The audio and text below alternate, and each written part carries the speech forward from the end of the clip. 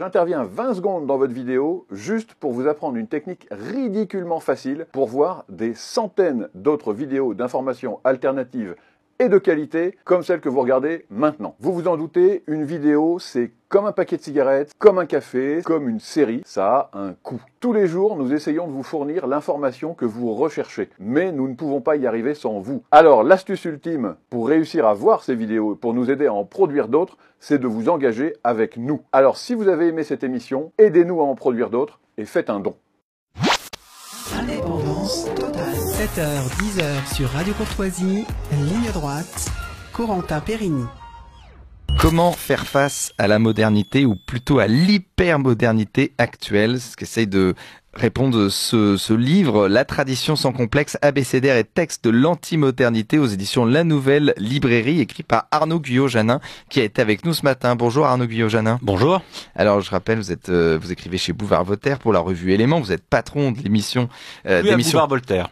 Plus à Boulevard Voltaire, alors juste non, quand même. À la revue Éléments, patron d'émission sur notre radio Courtoisie, le libre journal d'Arnaud Guyot-Janin. Le prochain, c'est le 27 décembre à 18h. Oui. Vous serez là, parce que beaucoup de gens ne sont pas là pendant les vacances, mais vous êtes là en studio à 18h, le 27 décembre. Et vous êtes l'auteur d'ouvrages L'avant-garde de la tradition dans la culture, et puis La tradition sans complexe aux éditions La Nouvelle Librairie. Alors vous êtes aussi petite question rapide sur la question israélo-palestinienne, parce que vous êtes très concerné notamment par ce conflit. Il y a eu une trêve de 7 jours, elle s'est achevée, les combats ont repris, l'armée israélienne a confirmé la mort notamment de 5 otages. Vous êtes très attaché à la question palestinienne notamment.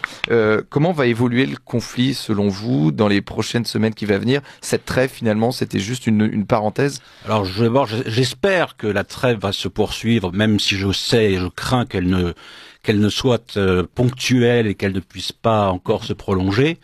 Je suis attaché à la cause des peuples, à tous les peuples. Donc je suis évidemment contre l'impérialisme israélien et favorable à la cause palestinienne.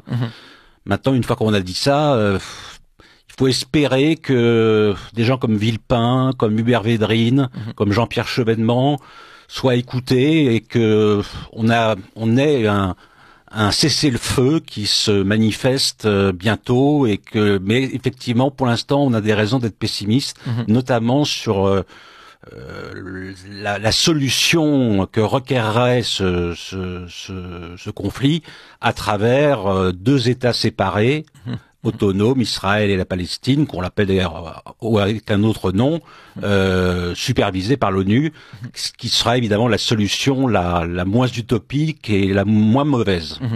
Alors justement, donc ça c'est sur cette question israélo-palestinienne. Alors on va parler de choses complètement différentes, notamment de ce livre, enfin La tradition sans complexe aux éditions La Nouvelle Librairie. Votre autre ouvrage sorti en 2000, c'était L'avant-garde de la tradition dans la culture. Donc la question de la tradition est très importante pour vous. Pourquoi? Tradition renvoie étymologiquement en latin à tradere, transmission, transmission de l'héritage des ancêtres. Nous sommes avant tout des débiteurs avant d'être des créanciers. Tradition ethno-culturelle, tradition des peuples, de l'enracinement. Tradition catholique, évidemment, en ce qui me concerne, c'est-à-dire une christologie, une défense du Christ qui était divino-humain, une tradition contre-révolutionnaire dans l'opposition à 1789, à la Révolution française, illustrée par des penseurs comme Donoso Cortés, Louis de Bonald ou Joseph de Maistre, et puis une tradition un peu plus complexe qui est la tradition guénonienne qui renvoie au penseur traditionnaliste René Guénon, même si la tradition primordiale qui est au centre de son œuvre me paraît très discutable. Alors justement, vous parlez aussi de la modernité, vous êtes assez critique sur la modernité, vous dénoncez ce que vous appelez l'hypermodernité. Alors qu'est-ce que c'est l'hypermodernité? La modernité se caractérisait par la sécularisation et la laïcisation du christianisme, au moment de la Renaissance, disons, puis de la Réforme, puis de la Révolution, alors là qui a été carrément la table rase des corporations, des identités culturelles, de la volonté de se battre contre le christianisme, couper la tête du roi, enfin bref, ça a été la table rase, et il a fallu essayer de reconstruire derrière, Alors, la tradition peut être un vecteur de réappropriation de soi, une défense des autres aussi, parce qu'il est vrai que l'affirmation de soi ne va pas nécessairement avec la négation de l'autre. L'autre en tant que différent de l'autre réellement, et non pas de l'autre refoulé qui serait le même, c'est-à-dire cette uniformisation, cette standardisation, l'homogénéisation de toute la planète, et notamment de la France et de l'Europe, sous l'égide du grand marché mondial.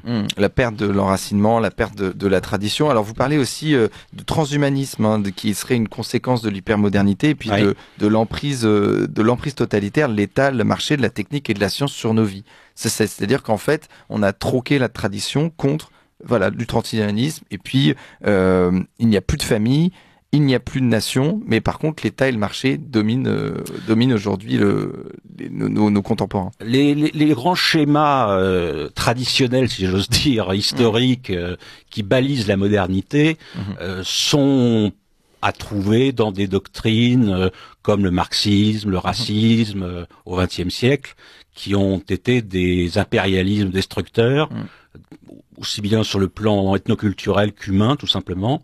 Et l'hypermodernité qui lui succède depuis quelques dizaines d'années, c'est tout simplement l'arasement de toutes les idéologies, de toutes les doctrines, au profit non plus d'une narrativité, d'un discours sur la modernité, mais sur l'hypermodernité, c'est-à-dire l'efficience de la technique, de la science, de ce qui peut éradiquer la tradition, justement.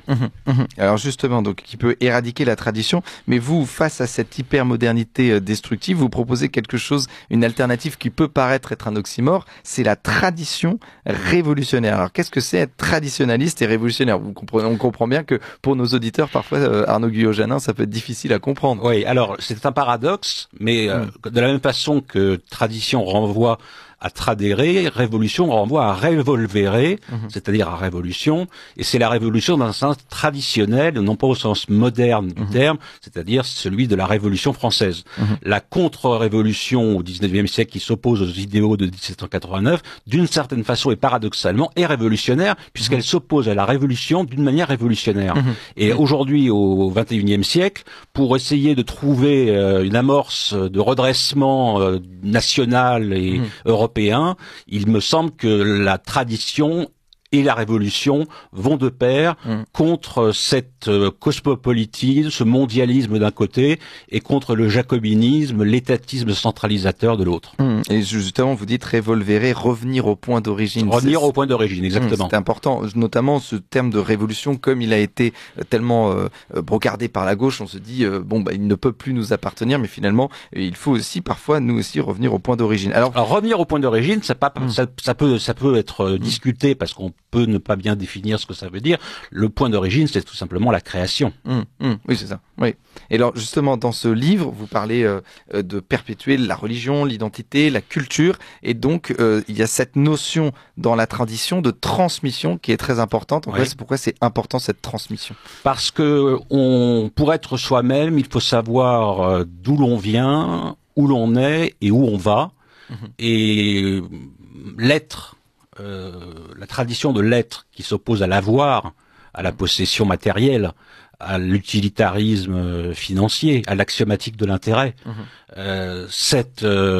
Cette tradition défendue becs et ongles par un Gustave Thibon, on en parlait juste avant le début de l'émission justement, et d'autres penseurs qui ont bien montré le visage hideux et totalitaire de la modernité. Maintenant, il y a aujourd'hui l'hypermodernité, c'est-à-dire non plus encore une fois la narrativité de schémas idéologiques, doctrinaux, délétères, pathogènes, mais une volonté hypermoderne d'hypertrophier finalement les grands structures traditionnelles qu'étaient la famille, le métier manuel, la religion, la paroisse, la culture, etc., etc. Alors, dans votre livre, il y a cette dimension, la dimension spirituelle, qui est très importante dans la tradition et la transmission. Ce qui est très important aussi dans ce que vous appelez la tradition révolutionnaire, parce que aujourd'hui, la modernité s'oppose au christianisme. Oui, c'est-à-dire que, comme je le disais tout à l'heure, la sécularisation et la laïcisation du christianisme a engendré d'une certaine façon la modernité, qui s'est engendré ou qui a été engendré paroxystiquement par la Révolution, par le capitalisme industriel au XIXe siècle, par cette modernité totalitaire qui existait au sein du national-socialisme, du communisme et maintenant du capitalisme, c'est-à-dire de totalitarisme de la marchandise, de fétichisme de la marchandise, pour reprendre l'expression de Karl Marx.